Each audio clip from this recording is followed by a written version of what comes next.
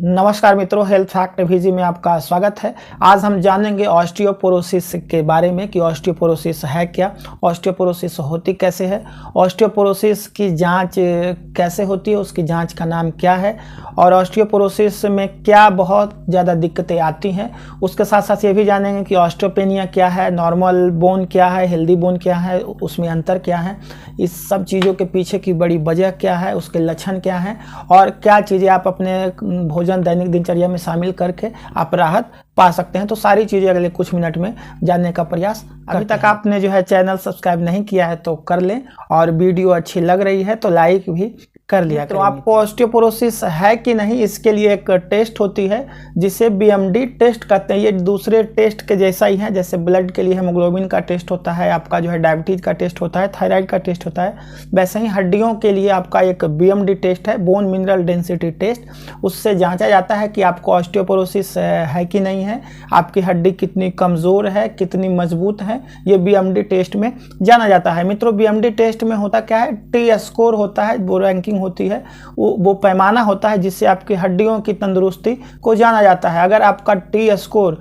1 से ज़्यादा है तो इसका मतलब है कि आपकी हड्डी दुरुस्त है, बिल्कुल हेल्दी बोन है आपका। और अगर आपका टी स्कोर 1 से लेके -2.5 तक है, इसका मतलब है कि आपको ऑस्टियोपेनिया है। और -2.5 से नीचे है तो वो जो है ऑस्टियोपोरोसिस कहलाता है। इसका मतलब है कि आपकी हड्डी बहुत ज़्यादा। मित्रों, अगर आप जांच नहीं करवा पा रहे हैं, बावजूद उसके अगर कुछ लक्षण ऐसे आपको दिख रहे हैं तो आप समझ सकते हैं कि आपको हड्डियों की समस्या है, यानी आपकी हड्डी कमज़ोर हो रही है, उसमें कोई ना कोई दिक्कत है। जैसे कई लोग खासकर ओल्ड एज में उनकी हाइट कम हो जाती है, तो ऐसा हड्डी कमज़ोर होने की वजह से होती है। कई लोगों का जो है शेप जो है थोड़ा सा कर्व हो जाता है, यानी कि स्पाइन जो है थोड़ा कर्व हो जाता है, जिसे आम बोलचाल भाषा में कहते हैं कि थोड़ा सा कुबड़ा जैसा व्यक्ति हो जाता है। वो होती है आपकी ऑस्टियोपोरोसिस की वजह से। आपकी हड्डी जो है वो कमज़ोर होती है और उसकी वजह से आपका जो शेप है वो बिगड़ जाता है। उसके साथ साथ ऐसे आम लोगों में ये लो बैक पेन, यानी कि आपका कमर दर्द जैसी समस्या है। कई लोगों को जो है गर्दन दर्द की भी समस्या होती है, घुटनों की समस्या होती है, या फिर जितने भी शरीर में जोड़ है वहाँ पे जो है दिक्कत होती है, या फिर आवाज़ आती है, कट कट की आवाज़ आती है आपकी जोड़ों से। तो ये सारे लक्षण बताते हैं कि आपकी हड्डियों में दिक्कत है, कैल्शियम की कमी है, D3 की कमी है, या फिर दूसरी वजह से भी हो सकती है। अब बात आती है कि ऑस्टियोपोरोसिस होती क्यों है, तो इसके कई सारे वजह हैं। कुछ कॉमन जो कारण हैं, वो सबसे बड़ी कारण है एजिंग। जैसे जैसे उम्र बढ़ती है तो लोगों की हड्डी कमज़ोर होती जाती है। कई लोगों का लाइफ स्टाइल भी इसमें इंपॉर्टेंट रोल अदा करता है, यानी उनकी दिनचर्या खान पान सही नहीं है। कई लोग जो अल्कोहल ज़्यादा लेते हैं, स्मोकिंग ज़्यादा करते हैं, वैसे लोगों को भी ऑस्टियोपोरोसिस की समस्या रहती है। जिनका पेट खराब रहता है, यानी पेट से संबंधित, लीवर से संबंधित समस्या है, उन्हें भी जो ये ऑस्टियोपोरोसिस काफ़ी कॉमनली देखा गया है। कई लोगों को किडनी की समस्या है, उसके कारण भी ऑस्टियोपोरोसिस होती है। या फिर कई लोगों का फैमिली हिस्ट्री ऐसा है, यानी उनके पिताजी, दादाजी या उनके कोई भाई बहन को अगर इस तरह की समस्या रहती है ऑस्टियोपोरोसिस की, तो उन्हें भी ये समस्या रहती है। और जो सबसे बड़ी वजह रहती है वो कैल्शियम और D3 का जो है इंटेक होना चाहिए, यानी कि प्रॉपर डाइट में होनी चाहिए उसकी मात्रा।